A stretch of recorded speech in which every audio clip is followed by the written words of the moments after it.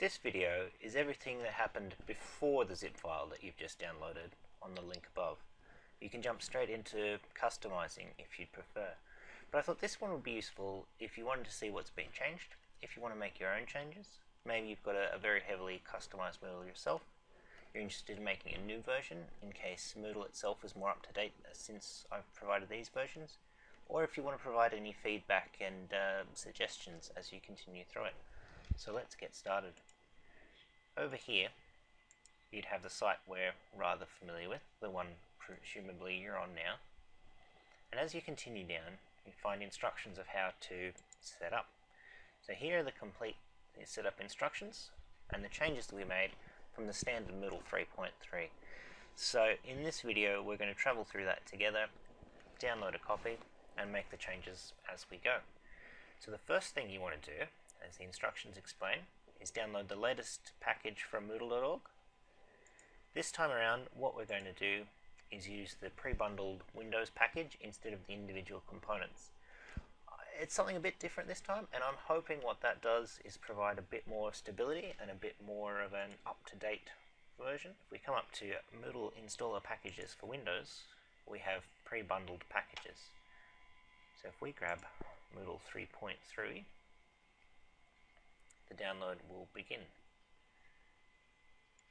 So let's set up using these instructions.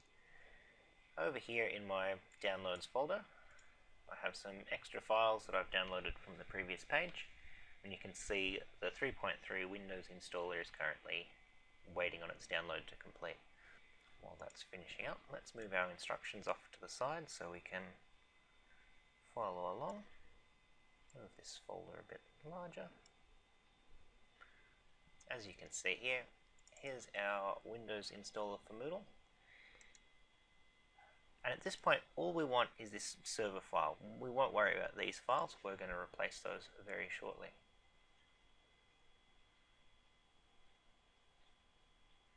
For speed while setting up, instead of using it directly from the flash drive, which will be the final product, we're going to pull that folder into our local drive. So if your computer just has a C drive, go with that. If, like my one I'm using here, there's several different drives, you can take your pick, as long as it's in this base directory. So you should end up with a folder called C/server, or whichever drive letter you're using. So in our case, F/server once this finishes unzipping. As that finishes, we end up with this folder here, server.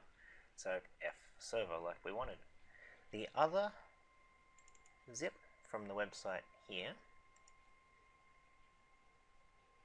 will contain a few extra images for the theme, just as a bit of a template, as well as an alternate version of that click to start file that will start all the relevant server files. So if we go into our downloads folder, we'll just pull this out. So click to start, we want in the base directory, and inside the server folder, we're going to skip an extra step here. To save renaming the click to start, I'm going to adjust it slightly, move all the files from inside the Moodle folder into a secondary Moodle folder. This just changes the address, so instead of saying localhost 8080 once we're done, it'll instead say localhost/Moodle.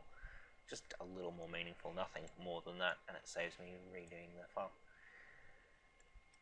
So these few files here, just change a couple of logo images. This index.html from the zip file is just a redirect, so if they try to go to localhost, it bounces them on to localhost/Moodle without any fuss. Okay, so we've got the folders we wanted. We've got our server folder, we've got our click to start, and these in the base directory is the key to getting started. So to continue through on our guide, here are the initial changes to files in the server file. So let's just follow along. There's an install.php as it says. We're going to edit that with something like Notepad. As it says, if we roll down to line number 11, we're just going to force that USB portable mode on by default. Going back dataset, running this setup file will just remind it which directory it's meant to be looking at and push it into that USB mode that we just enabled. The next few changes we want to make to the PHP files are just about the size. So let's make this. Here we go. So we've got the lines mentioned here, but if you need, we can quickly Control F our way around the page. Being on a flash drive, increasing the execution time just means it's less likely to time out. The max file size is how big a file you can add into your Moodle. 8 megabytes would mean that an 8 megabyte zip was the biggest you can add. If you've got a lot of videos, as you can imagine, or even if you don't, things add up, this can be, quite limiting. So max size here, and similarly max upload size. If you do download a file and it's large, it's a few gigabytes maybe, gig and a half, just return to this step here and just bump that size up. So that's the max one. Next step, in our Apache file here,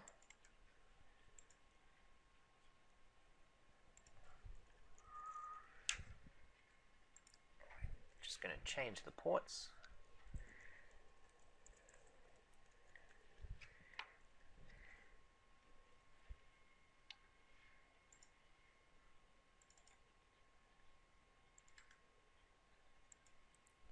By changing the ports here, hopefully that will lessen the amount of conflicts, although not likely. Things like Skype may get in the way otherwise. Okay. So having set up the server files, the next thing we need to change are some files within Moodle themselves. Just little tweaks to make it run that little bit better in that sort of portable scenario that we're working with. So again, looking over here to the right, we've got some changes to be made. We're looking inside the Moodle folder. So for this one, as we go, we're looking at lib/classes, classes, task, and then one called file temp cleanup task.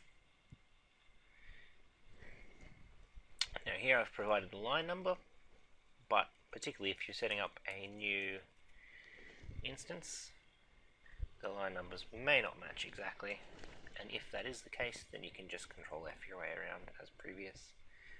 This one here and the one that follows it, so lib file storage,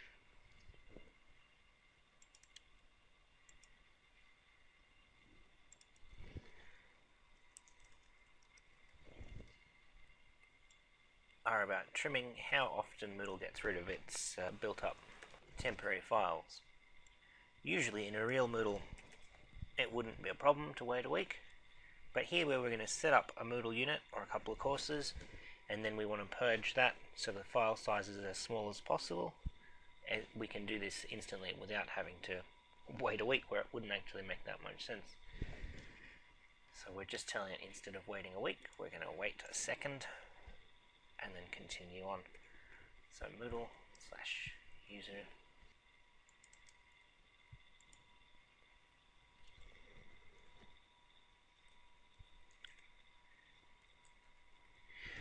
this one here, we're just going to comment this particular line out. This next section is about removing email requirements. Because it's all happening offline, Moodle likes to send confirmation emails to make sure everything's all above board. In this case, we don't need those emails. They can't send. We're just talking about one person to one person, so we're removing those kind of email requirements. And this is the same in Edit Advanced form. Just going to jump down here. And for this one, we'll just comment it down. Oops. All the way down to the two sets of closed brackets. Making good time here. Moodle lib lib.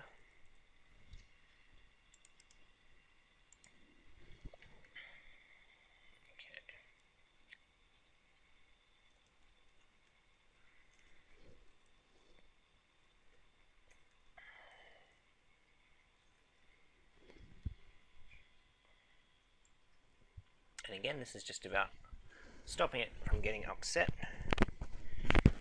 in cases where the user hasn't provided an accurate email, which in this context isn't at all important. So having set that up, we're now ready to start. So there's our changes done. We've got the batch file already created as described here. We've taken that out of the package at the top. It just contains a few little files. So we're going to continue on here. So this is the same thing that the student themselves would do.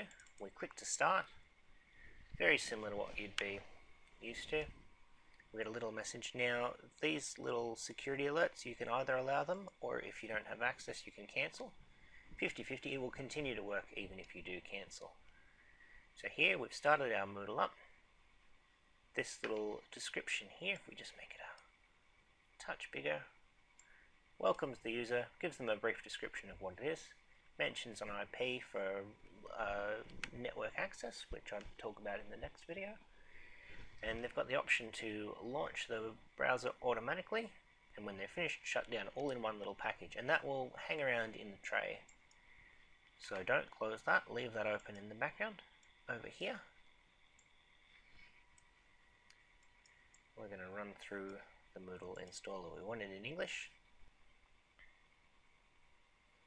Absolutely. We just roll with the defaults for this section. We'll change a few things in the config file in a second. Maria database is important. That's what the default packages are set up using. You can assign a database username and password, or you can leave them as is. Continue. Because we're using the pre-packaged install, you should find you meet all the requirements every time, which is quite pleasant compared to how we were doing it previously.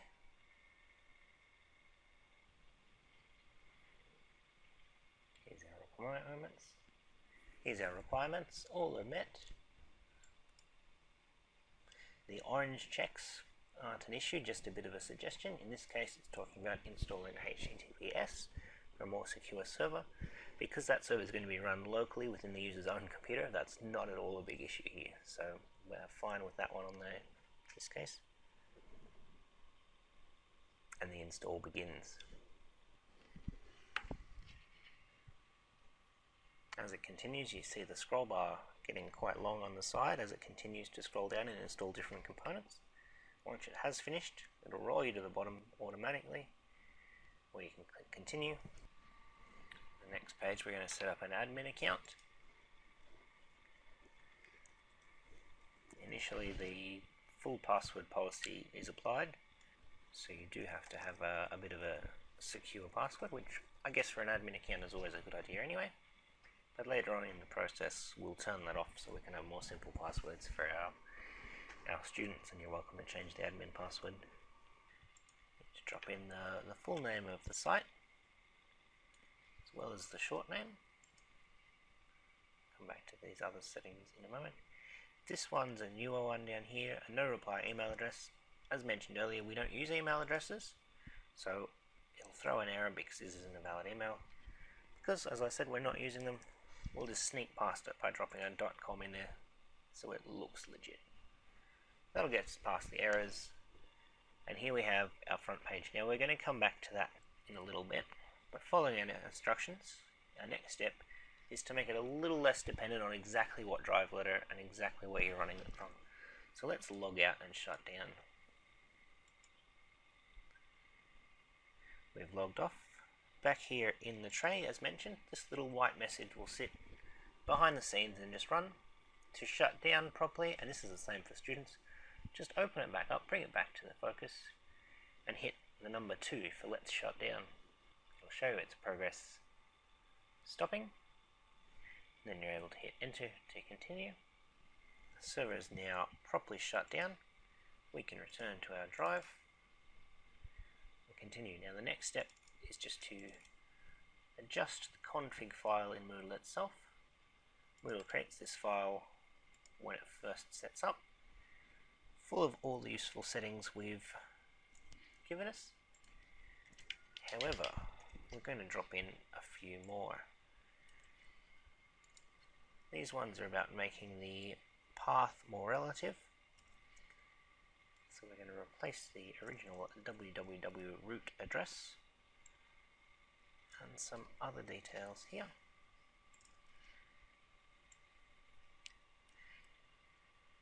And the final fun line down here, no email ever, just stops it trying to send emails, which I found improved the speed just a little bit.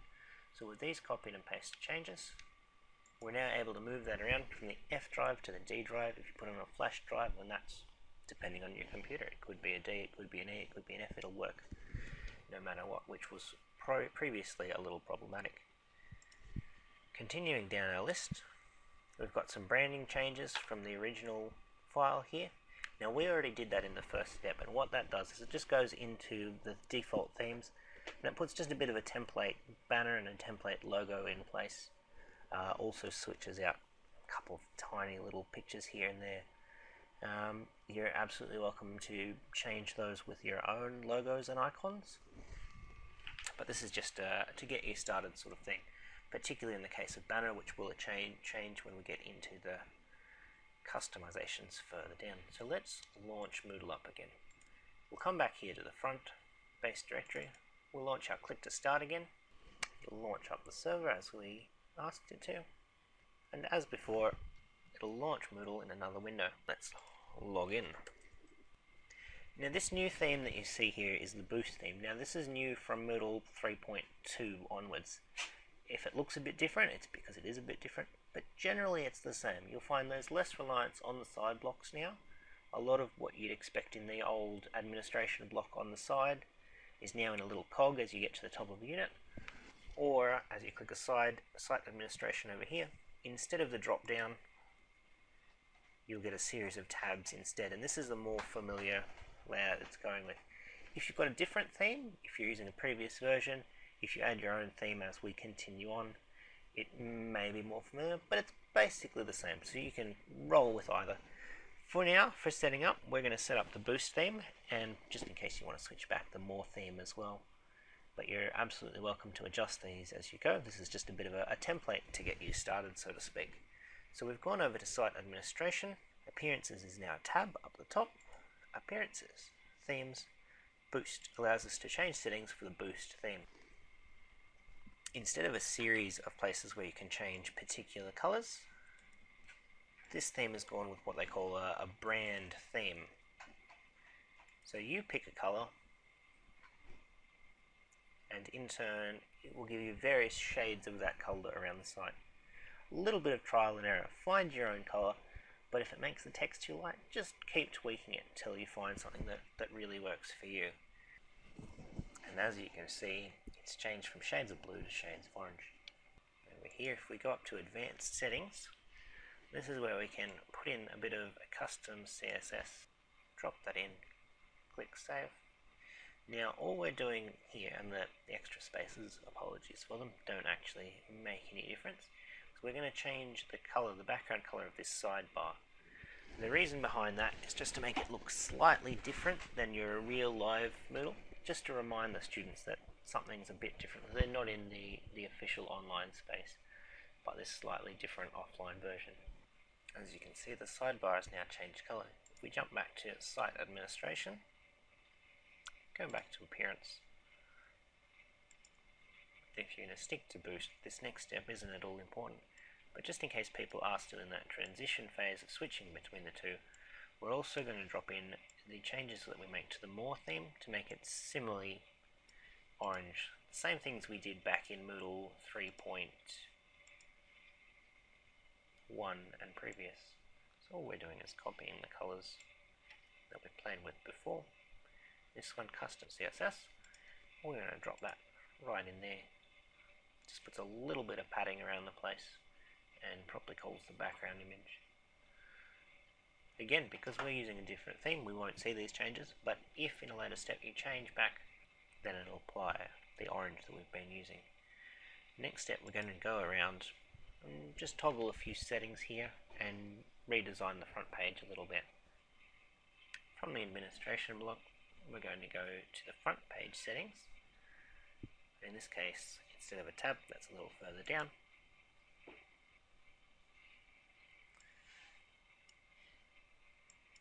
This particular chunk of code, again, is just for the More theme. It doesn't show up in the new Boost theme. But these two steps here are quite useful. When they're on the front page, if they're not logged in, they don't see any clutter of what units are there. Once they have logged in, they'll see just the units that they're enrolled in. Save changes.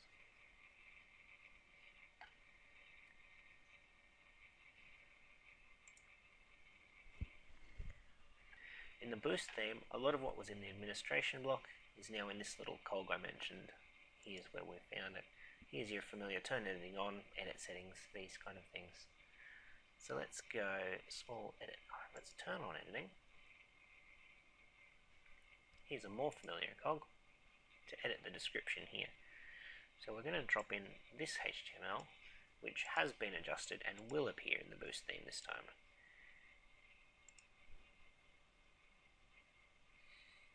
Next step, with editing turned on, we want to add a block. A login block, which for the user that isn't logged in, we'll put a nice clear login option on that front page. Because there's less reliance on the side blocks, we can leave it at that. But again, for tradition, let's set it up for more as well at the same time, and just raise the weight so it appears slightly higher up the page if you are using a different theme. So now editing back off. We'll continue on. Site administration. Down to security, to site policies, and let's adjust a few settings here. Allow extended characters, I found was helpful in certain sites where symbols or characters may be in a username that wouldn't otherwise be. Cron execution via command line is important to untick in this scenario. A useful setting certainly in your live online Moodle. In this one, it allows us to quickly run the cron and clean up all the temporary files as needed after we've done some imports, rather than, as I said before, let them wander around for a week. Unticking the password policy, which takes off the requirement to have 8 characters, a capital, a squiggly line, and so on. Finally, untick email change confirmation. Another step in removing that reliance on email for something that doesn't have internet access in this particular instance. Site admin, over to plugins, to the authentication plugins. Just going to make sure that guest login button stays hidden, as it won't be needed in this scenario.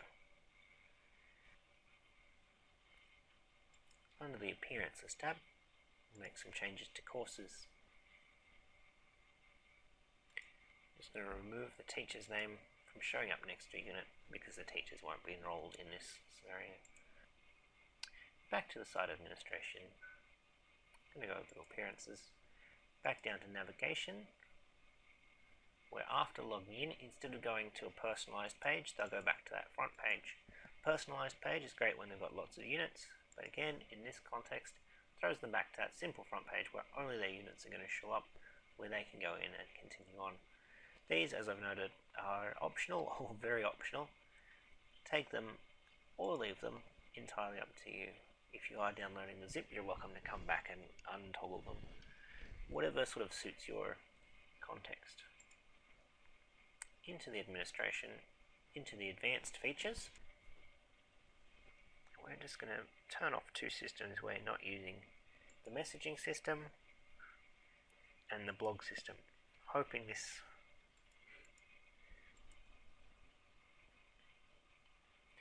The next thing we're doing here, over to the Users tab, is to prevent students from posting to forums or submitting their assignments. In this case, this is because it's assumed a student for their submission will be able to go online for the actual submission, or they have other arrangements. It's to stop them accidentally posting somewhere where no one will see it. So they can't make new discussions, they can't reply to posts into an offline mode, as I said, where no one will see them. If you're using a different sort of use case, and that's talked about in the next video again, you may change your mind. You may want to come back and retick these settings. But for the typical scenario we're looking at here, one student with partial internet access, it's more about getting them the core content. So in this case, it's about preventing them from submitting things where they won't be seen. Across to the server tab, to scheduled tasks. Here we're just going to adjust how often the trash is cleaned up. As mentioned earlier in the video, in a live online Moodle, it's fine to keep that. It's a good idea to keep that around for a week or so in case that is needed. But we want to wipe it out as quickly as I can. So now every time the cron runs, it'll clean up everything it needs to be. And I found with backups, they were staying around in temporary files, doubling how much space was being taken up. If you're putting this onto a flash drive, obviously doubling the size isn't a good thing. Next up, we've got the password. Now I'll skip that one here, but that would be up to my profile settings up here. And change your password, profile, change preferences, change your password from there. Obviously it's not a good idea to keep it the same password as what's clearly written here online. Pick your own, something nice and secure, but make a note of it certainly. Users, accounts, add a new user. Now this is going to be our generic student account. It's a bit of an in case of emergency student account. A username with a password student and the username student. We're going to call him A student. Email, though optional, we'll just leave as student and hide it from being seen. This I found was a useful thing in case we forgot to create the student in the final step. This student has access to all of the units created on the flash drive, so if something does go wrong, if a student forgets their password, if you forgot to add it into a particular unit, etc., this is their way to get in without having to return the flash drive to you, get it back to them. In saying that, let's bump up this particular one's permissions. So over to users, permissions. We're going to define a role. We're going to create a new role based on the previous student role. So copying all those same settings from a student. We're going to call this one a super student.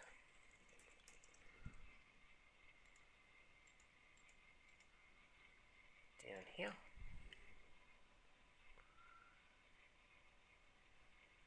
View courses without participation, and we're going to allow that. So a normal student can only see the courses they're enrolled in. A super student can see and get into all courses. As I said, it's just a bit of a in case it's needed sort of scenario. Back to users, permissions, assign a system role, and we're going to put a student from previous in as a super student. The final step we've got listed is to go to the courses, manage our courses. Because we won't have a lot case by case, we're going to rename the miscellaneous category, which is the default one, to something meaningful for you. So that could be courses, modules. In our case we call them units. I've said courses a lot throughout the video. Take your pick. It's a small detail, but it's a bit more relevant than miscellaneous. Having finished that, we're going to log off, shut down, back to Moodle here. Do we want to shut down? Okay. Having properly shut down, we can close that off. Having shut down our server, the next final step is just to make a clean backup of that. So all we'll do is select these two folders, the server and the click to start executable. We'll right click and just send that to a zip folder. That's a clean, empty backup of what we've just built, ready to set up. Theme empty without any unit content or course content within it. And as we do get students who need particular unit course materials, we'll just unzip that blank copy as many times as needed, copy their relevant courses inside, and then we've got a copy unique to them, while still safely having that backup. It'll zip quite quickly here, which is a good thing. Unzipping, you find, may take a little longer. Once compressed, we'll be asked to give it a nice meaningful name. Just make a note that this is our setup but blank copy. So now we're ready to move on to the next step.